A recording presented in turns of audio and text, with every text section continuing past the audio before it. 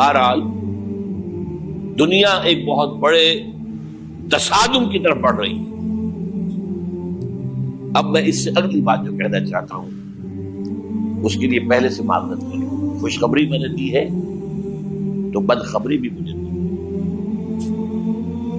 اس عالمی غلبہ اسلام سے پہلے ابھی امت مسلمہ کی بہت پٹائی ہونی ہے، بہت پٹائی ہونی ہے، بہت پٹائی. یہ میں نہیں کہہ رہا، حضور نے کہا ہے. کتاب الملاحم احادیث کی کتابوں کے آخر میں یہ 4 ابواب جو آتے ہیں جن کو عام طور پر علماء بھی نہیں پڑھتے، اس لیے کہ ان سے کوئی فقہی مسئلہ تو نکلتا نہیں، ان سے کوئی شرعی حکم نہیں نکلتا، وہ تو پیشین گوئیاں ہے. کتاب الفتن کیسے کیسے فتنے اٹھیں گے، کتاب الملاحم کیسی کیسی جنگیں ہوں گی، کتاب اشراط الساعہ قیامت کی علامات کیا ہوگی، کتاب و علامات القیامہ یہ کیا ہوں گے. ان ابواب کو پڑھیے تو آپ کو معلوم ہوگا اس دور کے آنے سے پہلے ابھی امت مسلمہ پر اللہ کے عذاب کے بہت سخت کوڑے پڑ. معافی چاہتا ہوں. اگر رسولوں کی شان یہ تھی کہ وہ بشیر بھی تھے اور نذیر بھی تھے تو میں بھی ایک ادنا غلام نہیں کہوں. میں جو کہہ رہا ہوں قرآن حدیث سے کہہ رہا ہوں. یہ عذاب کیوں آئے گا؟ امت مسلمہ بحیثیت مجموعی اللہ کی نگاہ میں مجرم، بہت بڑی مجرم. کیوں؟ 1 انچ زمین دنیا میں نہیں دکھا سکتی جہاں اللہ کا دین قائم. یہ مذہب ہے، مسجدیں ہیں، حج ہے اور عمرے ہیں، یہ مذہب ہے. دین کہاں ہے؟ اللہ کا نظام کہاں ہے؟ دین حق کہاں ہے؟ وہ نظام عدل کہاں ہے؟ وہ نظام سیاست کہاں ہے؟ وہ قانون شریعت کہاں ہے؟ آپ کی ساری معیشت سود کے اوپر ہے، اور سود سے زیادہ بڑا گھناؤنا جرم کوئی نہیں، سود سے زیادہ بڑا گھناؤنا گناہ کوئی نہیں، جس کے بارے میں حضور نے فرمایا الربا 70 جزءا یحوبا. 2 حدیثیں ہیں. ربا کے 70 حصے ہیں یا 70 گناہ ہیں. 70 گناہ ہیں جن میں چھوٹے بھی ہیں بڑے بھی ہیں. 70 گناہ. ایسا روحا ان میں سب سے چھوٹا اس کے مساوی ہے این کہ الرجل امہ، کہ کوئی شخص اپنی ماں سے زنا کرے. سنن ابی داؤد کی روایت ہے، سن لیجیے پڑھ لیجیے. سارا نظام آپ کا کہاں ہے؟ تجارت ہو تو اس پر ہے، زراعت ہو تو اس پر ہے. بیج لیا تھا تو سودی قرضے پہ لیا تھا، اس کے بعد جو اس کے لیے کھاد خریدی تھی سودی قرضے پہ خریدی تھی، پیسٹی سائڈز خریدے تھے سودی قرضے پہ خریدے تھے. اس کے بعد اگر کوئی ہارویسٹر لیا ہے، کوئی اور لیا، ٹریکٹر لیا تو سودی قرض. سود ہر دانے گندم میں سود ہے. کوئی شخص بچا ہوا نہ، میں بچا ہوا نہ بچے ہوا، کوئی بچا ہوا. سارا کاروبار، ساری صنعت و حرفت، ساری حکومت، پوری حکومت، پوری قوم سود کے اندر جکڑی. ایک ایک شخص. کہاں ہے اسلام؟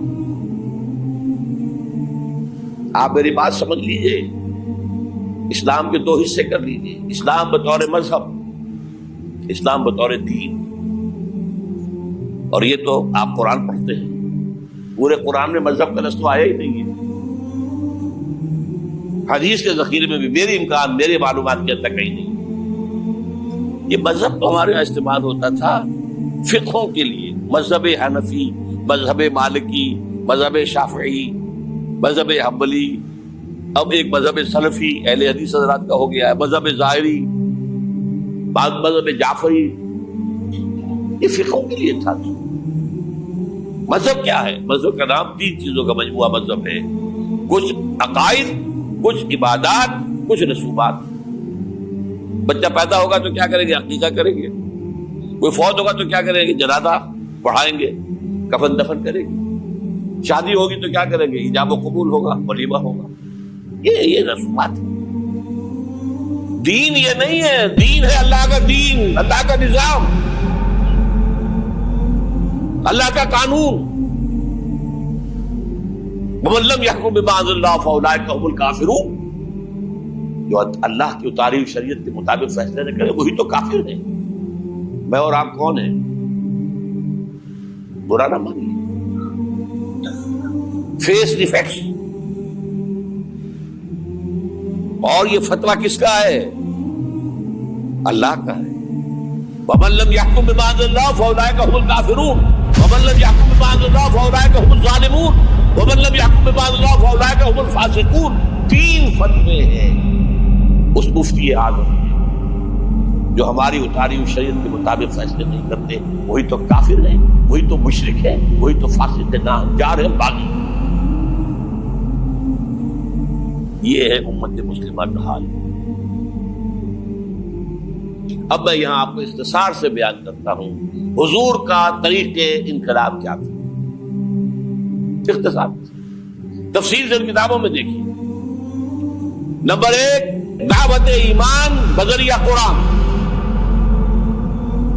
یتلو علیہم آیاتہ. آج جمعے میں نے اسی آیت پر تقریر کی ہے. تلاوت آیات, قرآن پڑھ کے سناؤ, قرآن پڑھ کے سناؤ, قرآن پڑھ کے سناؤ. کہہ دو وہی تو ہے جس نے تم کو پیدا کیا اور تمہارے کان اور آنکھیں اور دل بنائے, مگر تم کم ہی احسان مانتے ہو. کہہ دو کہ وہی ہے جس نے تم کو زمین میں پھیلایا اور اسی کے روبرو تم جمع کیے جاؤ گے. کیا یہ کسی کے پیدا کیے بغیر ہی پیدا ہو گئے, یا یہ اپنے آپ کو خود پیدا کرنے والے ہیں, یا انہوں نے آسمانوں اور زمین کو پیدا کیا ہے؟ نہیں, بلکہ یہ یقین ہی نہیں رکھتے. تو کیا ہم پہلی بار پیدا کر کے تھک گئے؟ نہیں, بلکہ یہ اثر نو پیدا کرنے کے بارے میں شک میں پڑے ہوئے ہیں. اور ہم ہی نے انسان کو پیدا کیا ہے, اور جو خیالات اس کے دل میں گزرتے ہیں ہم ان کو جانتے ہیں, اور ہم تو رگ جان سے بھی زیادہ اس کے قریب ہیں. اور کافر انسان کہتا ہے کہ جب میں مر جاؤں گا تو کیا زندہ کر کے نکالا جاؤں گا؟ کیا ایسا انسان یاد نہیں کرتا کہ ہم نے اس کو پہلے بھی تو پیدا کیا تھا جبکہ وہ کچھ بھی چیز نہ تھا؟ جو تمہارے پروردگار کی قسم ہم ان کو جمع کریں گے اور شیطانوں کو بھی, پھر ان سب کو جہنم کے گرد حاضر کریں گے اور وہ گھٹنوں پر گرے ہوئے ہوں گے. وہی زندہ کو مردے سے نکالتا ہے اور وہی مردے کو زندہ سے نکالتا ہے, اور وہی زمین کو اس کے مرنے کے بعد زندہ کرتا ہے, اور اسی طرح تم دوبارہ زمین میں سے نکالے جاؤ گے. اور اسی کی نشانیوں میں سے ہے کہ اس نے تمہیں مٹی سے پیدا کیا, پھر اب تم انسان ہو کر جا بجا پھیل رہے ہو. اس قرآن کے ذریعے سے دلوں میں ایمان پیدا ہو, یقین والا ایمان.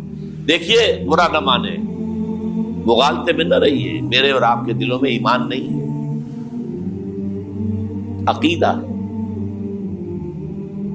عقیدہ ہے, والدین سے ملا ہے. یقین والا ایمان کہاں ہے؟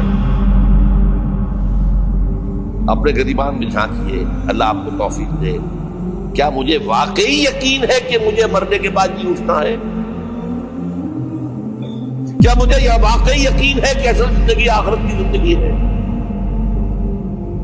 کیا مجھے واقعی یقین ہے کہ قرآن اللہ کا کلام ہے؟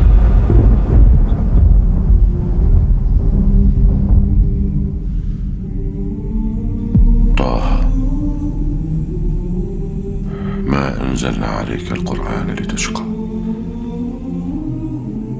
إلا تذكرة لمن يخشى تنزيلا ممن خلق الأرض والسماوات العلى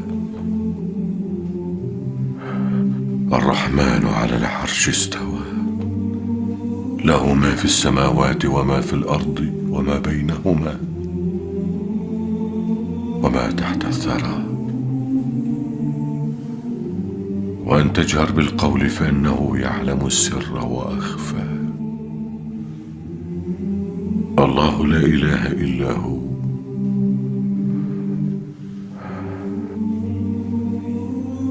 له الأسماء الحسنى. ٹٹولی اپنے دلوں کو. اگر یقین ہوتا کہ اللہ کا کلام ہے تو آپ اس کو سمجھنے کے لیے عربی بھی نہ سیکھ سکتے. انگریزی آپ پڑھیں, اور پڑھی آپ نے ایسی کہ انگریزوں کو پڑھا دے. کیا نہیں کیا, پی ایچ ڈیز کر رہے ہیں, کون کون سے فنون نہیں سیکھے, ڈاکٹر. اتنی عربی نہیں سیکھی دعویٰ ہے کہ تمہارا یقین تھا میری کتاب پر، اللہ پوچھے گا تمہارا سلوک کیا تھا میری کتاب کے ساتھ، تم نے پڑھا اس کو، سمجھا اسے سمجھنے کے لیے عربی سیکھی؟ تو تم جھوٹ بول رہے ہو، تمہارا کوئی ایمان نہیں تھا میری کتاب۔ ما آمن بالقرآن من استحل محارمہ، جنہوں نے سود کو اپنے پورے نظام کی جڑ بنیاد بنایا ہو، ان کا ایمان کوئی ہے اللہ پر؟ حضور فرماتے ہیں کہ جس شخص نے حرام کسی شے کو اپنے لیے حلال کر لیا اس کا کوئی ایمان نہیں۔ دوبارہ آج بھی کرنا ہے تو دوبارہ ایمان پیدا کرنا ہوگا، ایمان، عقیدہ نہیں، ایمان، صرف لپ سروس نہیں، اقرار باللسان نہیں، تصدیق بالقلب۔